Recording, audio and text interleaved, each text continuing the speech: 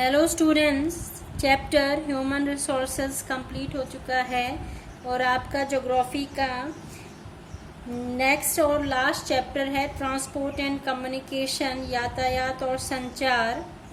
यातायात और संचार किसी भी देश की आधारिक संरचनाएं हैं, उसके डेवलपमेंट के लिए बहुत ही ज़रूरी ये साधन है। ट्रांसपोर्ट और कम्युनिकेशन पे डिस्कस करने के लिए हमें उससे पहले बेसिक इंफ्रास्ट्रक्चर को समझना ज़रूरी है, क्योंकि ट्रांसपोर्ट और कम्युनिकेशन बेसिक इंफ्रास्ट्रक्चर के ही अंग हैं। बेसिक इंफ्रास्ट्रक्चर, जिसे हम हिंदी में आधारिक संरचना कहते हैं,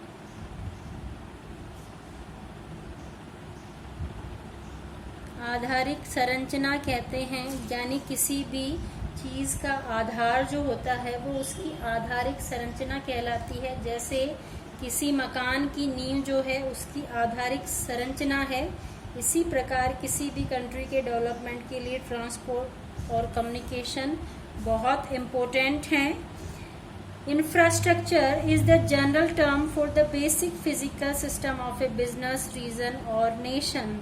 इंफ्रास्ट्रक्चर जो है किसी भी देश के लिए, किसी भी क्षेत्र के लिए और किसी भी बिजनेस के लिए बेसिक फिजिकल सिस्टम है, मूल शारीरिक संरचना है, और इसी रूप में हम इंफ्रास्ट्रक्चर का अर्थ लेते हैं। Transportation system, communication network, sewage, water and electric systems are all examples of infrastructure. और जो इंफ्रास्ट्रक्चर है उसके examples transportation, communication network, sewage, water and electric system हैं।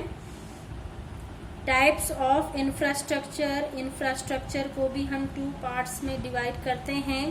नंबर फर्स्ट है structural infrastructure. This includes transport, communication and electricity. Structural infrastructure के अंदर transport, communication और electricity include हैं।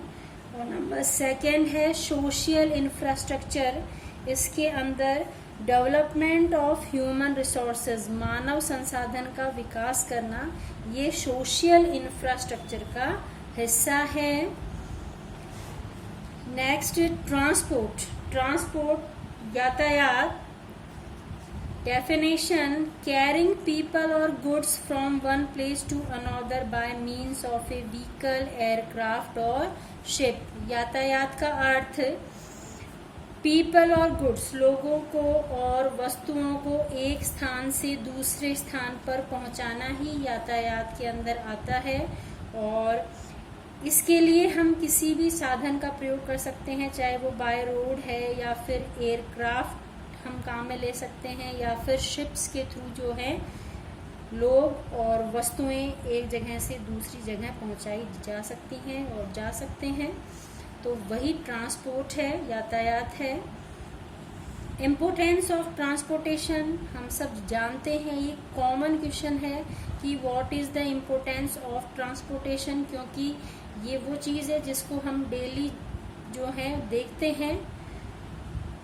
Number first, transportation of goods and people possible from one place to another place। Transport के through goods और people जो हैं उनको एक जगह से दूसरी जगह पहुंचाना संभव होता है।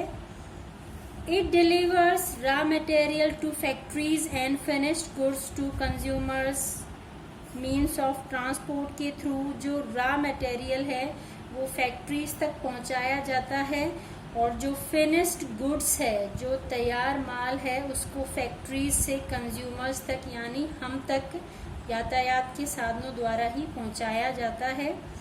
Number third, during any natural calamity transport system proves highly useful. किसी भी नेचुरल कैलेमिटी यानी कोई प्राकृतिक आपदा आ जाए, जैसे बाढ़ है, भूकंप है, या फिर सुनामी जैसी कोई सिचुएशन आ जाए, तो ऐसी सिचुएशन के अंदर जो है ट्रांसपोर्ट सिस्टम जो है वो बहुत यूजफुल होता है, क्योंकि by air transport, water transport या फिर बाय रेल ट्रांसपोर्ट जो विक्टिम्स होते हैं, जो प्राकृतिक आपदा के अंदर जो फंसे हुए लोग होते हैं या फिर उनके द्वारा जिन लोगों को नुकसान होता है उन लोगों तक सहायता जो है वो पहुंचाई जा सकती है, या फिर फ्लड की सिचुएशन के अंदर उनको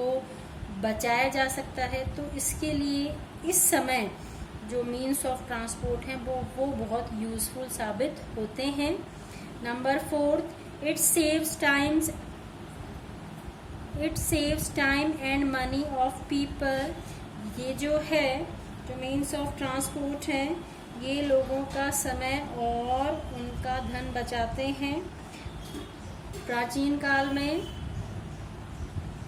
जब मीन्स ऑफ ट्रांसपोर्ट नहीं थे तो लोग पैदल यात्रा करते थे या फिर जो एनिमल्स कार्ट होती थी उनको वो मीन्स ऑफ ट्रांसपोर्ट के रूप में काम में लेते थे, इसमें बहुत ज़्यादा समय लगता था।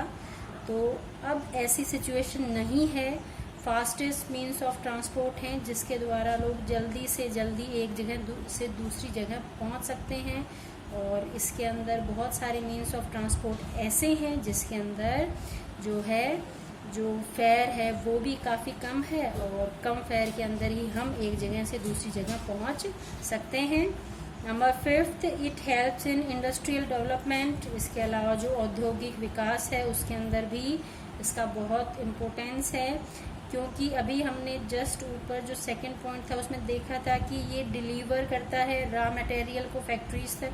तो इंडस्ट्रियल डेवलपमेंट में ये इस तरीके से हेल्प करता है कि इंडस्ट्रीज तक ये जो रॉ मटेरियल है उसको पहुंचाता है और वहाँ से जो फिनिश्ड गुड्स है वो मार्केट में आता है। तो इंडस्ट्रियल डेवलपमेंट के अंदर भी इसका अपना महत्व है बहुत ज़्यादा।